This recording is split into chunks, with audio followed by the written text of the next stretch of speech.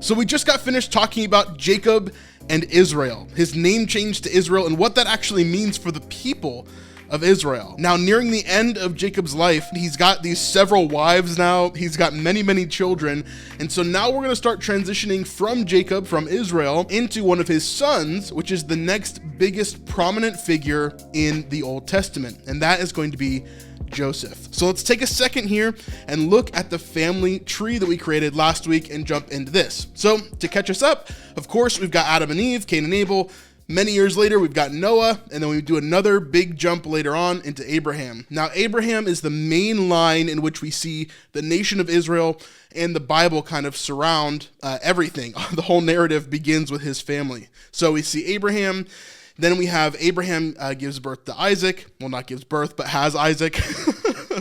Then Isaac has two sons who are twins, and that is Esau and Jacob. Then Jacob's who we focused on last time, and he has his name changed to Israel. That's where we get the name of the nation of Israel, okay?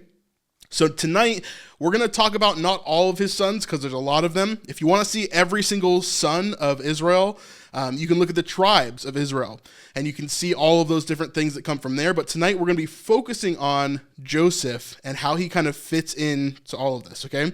So let's jump into scripture, and we'll start right here in Genesis chapter 37 is where we're going to start here, and then we'll kind of go from there. So get out your Bibles and jump in with us. Joseph is one of my favorite characters by far.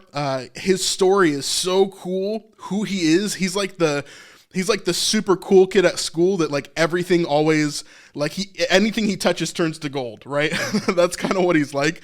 I have a good friend that is exactly this way. Anything he tries, he's really good at. You know, anybody he gets around, they love him. It's always an interesting thing.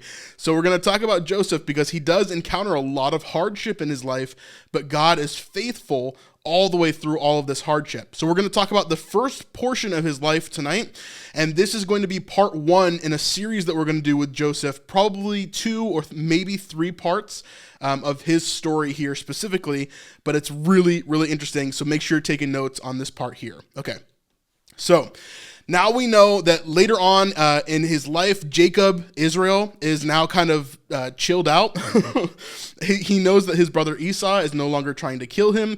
He knows that he doesn't have all of these worries that he had previously. So he begins to settle down with his family in the land of his father's sojournings in the land of Canaan, okay? So this is kind of where Jacob ends up with his family after what we talked about last time. There's not any more major drama in Jacob's life after that point, okay? So we begin to see, at least with him personally, there's a lot of drama always around Jacob, but maybe it's not with him directly. So here we see, you see the generations of Jacob here, but we're going to continue down and go to Joseph. Now, Joseph is one of his 12 sons. Obviously, the 12 tribes of Israel come from Jacob, and we're focusing on Joseph here. Now, one thing that you have to know about Joseph as we talk about his story, and you'll hear more about this in parts 2 and 3, is that he has this proclivity for dreams. Not only having dreams, but actually being able to talk about those dreams and talk about what those dreams are about, okay? And so here we begin Joseph's story with him having 2 separate dreams, okay? So here's the first dream that he has. So he goes to his brothers and he says, hear this dream that I've had. Behold, we were binding sheaves in the field, and behold, my sheaf arose and stood upright. And behold, your sheaves gathered around it and bowed down to my sheaf. So this dream, basically what it's saying is that his brothers will bow down to him, okay? And so this is the interpretation of this dream here. Now, it's really interesting because you can see here, and I left this out on purpose so we could go back to it. Joseph's brothers hated him, okay? Why did they hate him? Okay, so you can see that this dream obviously irritated him, or obviously irritated his brothers, but that's not the reason why they hated him, okay? If we go back here, we can see and in the previous chapters and right here, that Israel loved Joseph more than his other sons, okay? So I know you parents, you have a favorite child, you're just afraid to talk about it, right? Now, Israel was probably afraid to talk about it, but he definitely showed more love to Joseph than he did the rest of his sons, okay? Now, he made him a robe of many colors. This is probably something that you've seen in imagery or in children's books of Joseph having this Technicolor dream coat, you've probably heard, or this, this robe of many colors. And so Joseph is a special child in his family.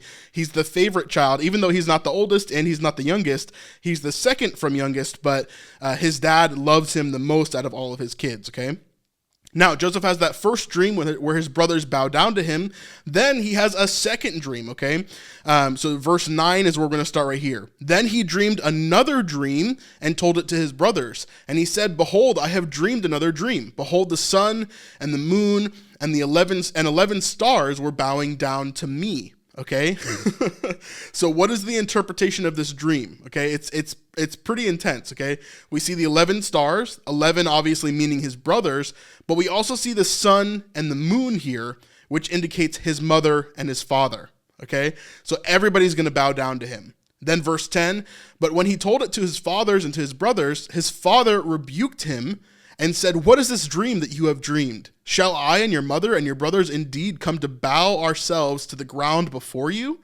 And his brothers were jealous of him, but his father kept the saying in mind. Okay, so his father's like, okay, maybe this could happen in the future, but the rest of his brothers are super jealous of him. They hated him, okay? So then we get to this point in scripture. I'm going to skip down a little bit. Essentially, Joseph is trying to look for his brothers. So we skip forward in the story to another date, another time. In the future, he's looking for his brothers. He's trying to find them, okay? Jacob sends him out into the field to go get them. Then he finds this other guy, and this other guy's like, "Hey, they're over there." So Joseph begins to travel towards his brothers. And while he's arriving to his brothers, verse 18 here, he said, "They saw him from afar, and before he came to them, they conspired against him to kill him." Okay, so his brothers saw him coming closer to him, and they conspired right there that they're going to kill him. They said to one another, "Here comes this dreamer. Come on, come now, let us kill him and throw him into one of these pits." So oftentimes in Israel's terrain, you'll see a lot of these mountainous areas, these desert areas will have caves where you could easily throw someone in. Maybe it's an old cistern, maybe it's just a cave that's been formed over time. And you see this a lot in the landscape of Israel. So this would be very, very common for them to have these different pits that are just located around the area, easily accessible. Hey, real quick, if you're enjoying this small portion of our live stream and you want to see the entire thing, it's over on our Patreon at patreon.com/thesnipelife. This is by far the best way to help support us, and so we put the entire live stream up there for you to watch all at once if you'd like to. Anyway, go click that link in the description down below if you're interested, and we'd love to see you over there. All right, back to the video. So then they say they're going to throw him into one of the pits. Then we will say that a fierce animal has devoured him, and we will see what will become of his dreams. So they're saying here, like, oh, let's take matters into our own hands, and we'll see what happens to this guy that actually thinks he's going to rule over us. Verse 21, but when Reuben heard it, so this is one of his brothers, Reuben, okay? When Reuben heard it, he rescued him out of their hands, saying, "Let us not take his life." Okay, so Reuben then decides that there is another way to do this, okay? Let's just throw him into this pit instead of like killing him right here, and then we can figure out another plan, basically, okay? So Reuben's plan secretly is to take Joseph, put him in this pit, and then once his brothers are gone, he's going to come back and he's going to save Joseph so that he's not hurt out here in the wilderness. But that doesn't quite come to place either, okay? So they're doing this plan, basically. They take his robe of many colors right here, and they took it and they stripped him of it, okay? That's going to be important in just a second. Then they took him and they threw him into a pit. The pit was empty. There was no water in it, okay? So this is probably not a cistern. It's probably not something else. It's probably just an empty pit that's here in the middle of the desert, okay? Then they sat down to eat, and looking up, they saw a caravan of Ishmaelites coming from Gilead with their camels bearing gum, balm, and myrrh on their way to carry it down to Egypt. Okay, there's a few different things that is kind of going on here. Who are the Ishmaelites? Let's talk about that. So the Ishmaelites are descendants of Ishmael, right? As we see, the Israelites are descendants of Israel, right? And the Abrahamites, I guess you could call them that technically, but they don't, like, because Israel is the name of the nation, right? Abraham is the father of Israel. He's also the father of the Ishmaelites, right? Because Ishmael is the first son of Abraham that was not supposed to be the first son of Abraham. It was supposed to be Isaac, right? However, Ishmael is also blessed, just like Isaac is, to have many nations come from him, to have this long line of people. And so now the Ishmaelites, by this time, a couple generations later, are beginning to have more and more and more offspring, right? Just like Jacob is, just like his father before him. So they're having more and more offspring. And so now there's a lot of different people groups that are roped into the Ishmaelites. And then we'll talk about another people group here in just a second. All right. So then they get another idea. So they see these traders coming, okay, these Ishmaelites, and they say, then Judah says to his brothers, what profit is it if we kill our brother and conceal his blood? So he's like, how would it help us if we just kill him? What if we got something out of this, right? Not only do we get to get rid of our annoying brother, but we also maybe could make a profit from this, okay? Come, let us sell him to the Ishmaelites, and let not our hand be upon him, for he is our brother, our own flesh, and his brothers listen to him. Okay, so this is where it gets confusing for a lot of people, verse 28. Then Midianite traders passed by, and they drew Joseph up and lifted him out of the pit, and sold him to the Ishmaelites for 20 shekels of silver.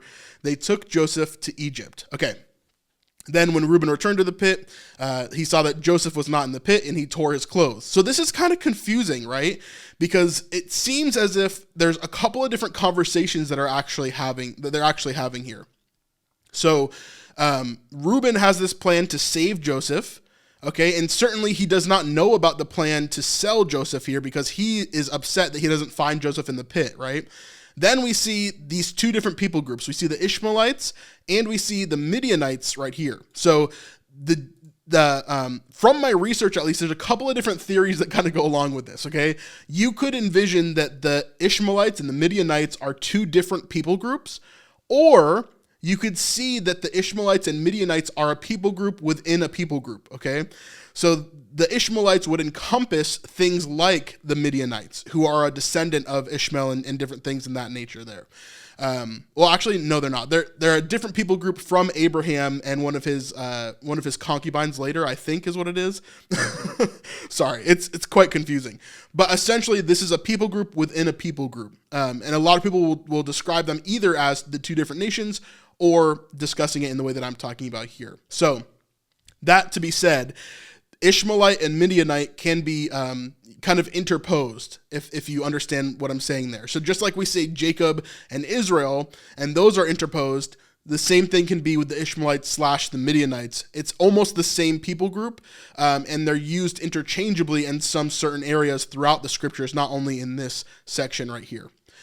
So anyway, the Midianites / Ishmaelites, they took Joseph after the brothers sold him, but it looks like some of the brothers at least did not know that he was actually being sold, such as Reuben here, because Reuben, he tears his clothes. He's mourning because he didn't realize that the other brothers were going to sell Joseph. He was actually going to save him later on. So there's multiple conversations probably happening here, right, where maybe not all of the brothers understood what was going to be happening there. Now, verse 31. So they took Joseph's robe, the rest of the brothers, okay? They took Joseph's robe, they slaughtered a goat, and then they dipped the robe in its blood, okay? Then they sent the robe back to his father, and basically was trying to say that Joseph died by the hands of a wild beast. And Israel completely believed them at this point. So verse 33, and he identified it. This is Israel who's identifying it. And he says, "It is my son's robe. A fierce animal has devoured him. Joseph is without doubt torn to pieces." Then Jacob tore his garments and put sackcloth on his loins and mourned for his son many days. Remember, this is his favorite son that has just died, okay? Verse 35, all his sons and all his daughters rose up to comfort him, but he refused to be comforted and said, "No, I shall go down to Sheol to my son mourning." Thus his father wept for him. So he's basically saying, I'm going to go to the afterlife mourning. I'm going to go, I'm going to mourn forever, okay? Now, interestingly, we don't really get a lot of information in Genesis chapter 38 because assuming that time passes and different things happen there, we're going to skip over to Genesis 39 and begin to follow Joseph's story one more. Okay, so This is really interesting here. So Joseph and Potiphar's wife. Okay. Now Joseph had been brought down to Egypt, and Potiphar, an officer of Pharaoh, the captain of the guard, an Egyptian, had bought him from the Ishmaelites who had brought him down there. Okay, so Joseph is brought to Potiphar. Okay, Potiphar is the captain of the guard. He's a high-ranking official in the land of Egypt, serving the Pharaoh. Okay, but the Lord was with Joseph, and he became a successful man. And he was in the house of his Egyptian master. Okay, now you hear that he's a successful man, but let's actually listen to what actually happens to Joseph, okay? Because it's really impressive what Joseph does. His master saw that the Lord was with him and that the Lord caused all that he did to succeed in his hands. So this is like a friend of yours that is always succeeding at every single thing they do. That's what Joseph is here. So Joseph found favor in his sight and attended him, and he made him overseer of his house and put him in charge of all that he had. So this guy Potiphar, literally, he's like, you're going to take care of everything in my house because you're so good at this. Like, your God or whatever's happening is like, obviously you have favor. Obviously, you're really, really good at this. You're gifted at everything that you touch. So I want you taking care of all my stuff. Take care of my finances, take care of my slaves, take care of my house, take care of everything everything that I own, right? That's what he's saying to him. Then verse 5 comes. But the time that from that time that he made him overseer in his house and over all that he had, the Lord blessed the Egyptian's house for Joseph's sake. The blessing of the Lord was on all that he had in the house and field.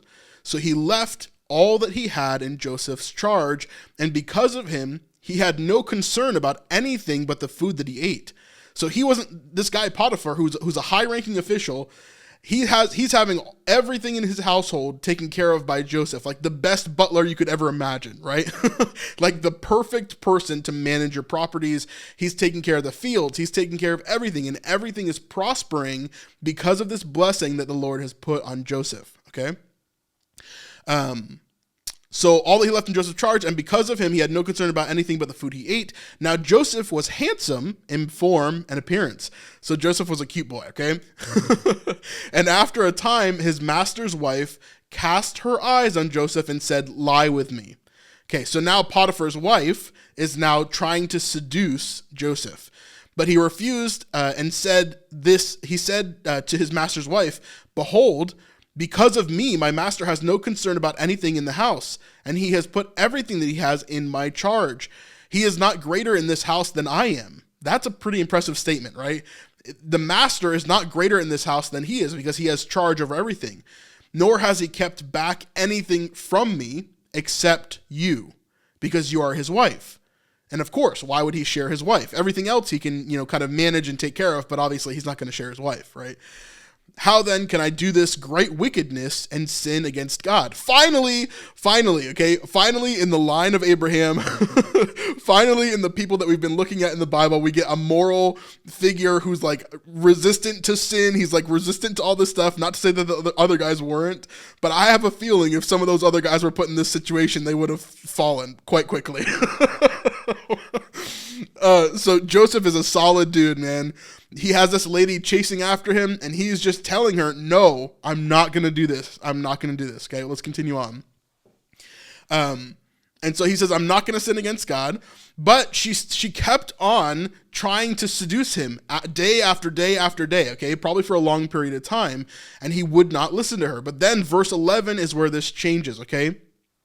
Essentially, Joseph comes into her presence once more, and she grabs him by his outer garment, okay? Grabs him by his garment. Then, escaping from her because he doesn't want to be seduced by her, he doesn't want to harm his master, he doesn't want to sleep with this girl, he gets out of his garment and runs away. Now, a lot of people have different theories about what this garment was. Was this just like an overshawl? Was this a jacket? Some people believe that this was the only thing that he would have worn during that time. So she grabs onto his garment and he has to slip out of it like naked and run from this area. It just depends on what he would have worn then, obviously. But then verse 14 comes, and she called to the men of her household, so all the servants that are here, maybe her sons, maybe other men that are living on this property. And she says, see, he has brought among us a Hebrew to laugh at us. He came into me to lie with me, and I cried out with a loud voice. And as soon as he heard that I lifted up my voice and cried out, he left his garment beside me and fled and got out of the house. So now she has proof, right? Now she has proof that Joseph is trying to rape her, essentially. Like, this is really, really serious, right? And we move on, we see this. She yells that out to all the men in the house. She also yells that out again to her husband. And then verse 19, we see his response. As soon as his master heard these words that his wife spoke to him, this is the way your servant treated me. His anger was kindled. And Joseph's master took him and put him into the prison, and the place where the king's prisoners were confined, and he was there in prison. But the Lord was with Joseph. So let's take a second. So Joseph is being seduced by this woman. He tells her, no, no, no, no, no. Then she's able to take his garment after he slips out of it. And then she basically claims that he's trying to sexually assault her. Okay. This works, and her husband is furious, and him being a high-ranking official, someone who is in charge of a lot of armies, he easily could have killed Joseph, right? But he had mercy on him to some extent and put him in prison instead. But this is where the story just keeps on getting more and more interesting, because when he goes to prison, this is what happens. Verse 21 right here.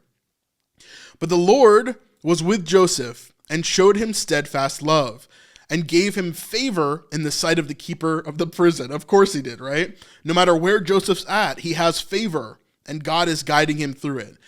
Verse 22, and the keeper of the prison put Joseph in charge of all the prisoners who were in prison.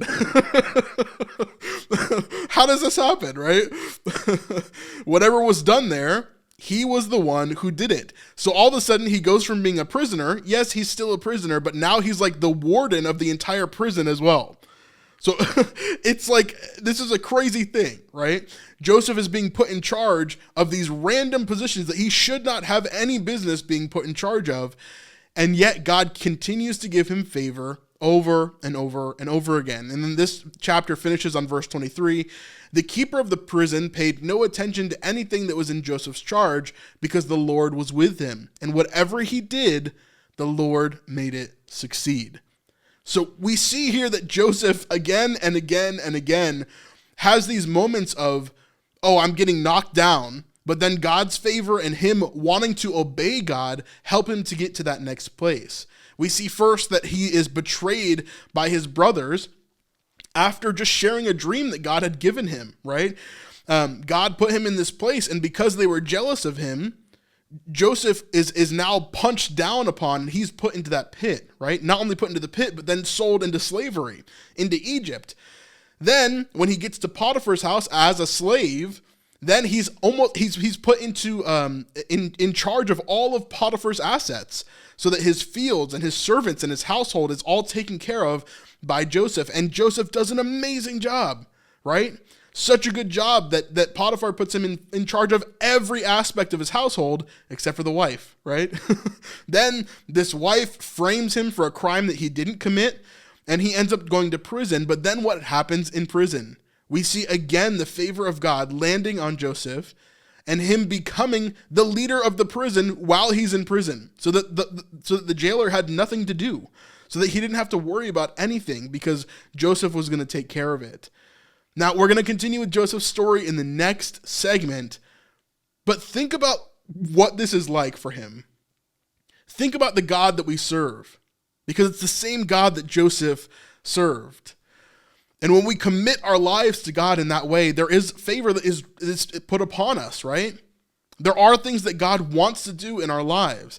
It doesn't mean that your life is going to be easy, because I'm sure that when Joseph is put into prison, or he's put into a pit, or he's sold into slavery, or he's being, ran after by this crazy woman, none of those things felt good, right? None of those things felt easy. I'm sure that he was frustrated about all of that. And yet, he's still committed to following God. He never fell into these traps that were set before him, right?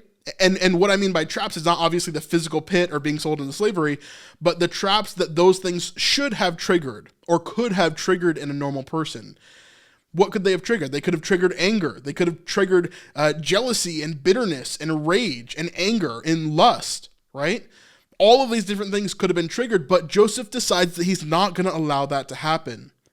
He's going to continue to follow the straight path and do what he knows that he needs to do, to follow the righteous path, to follow a path that is different. So it's an awesome, awesome story, and it's not done yet. Make sure you check in with us next time on our Foundation series for Joseph Part 2.